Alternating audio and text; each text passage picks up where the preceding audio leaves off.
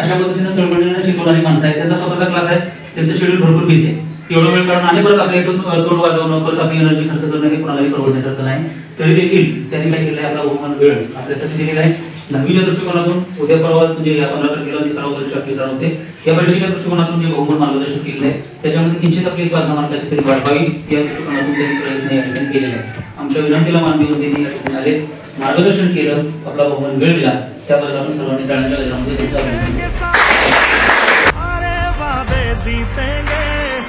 जीतेंगे दिल के ये मजबूत इरादे, जीतेंगे जीतेंगे हर मंजर को, हर मुश्किल को जीतेंगे, जीतेंगे सबकी नजरें, सबके दिल को जीतेंगे, साथ चले तो जीतेंगे, हाथ में हाथ चले तो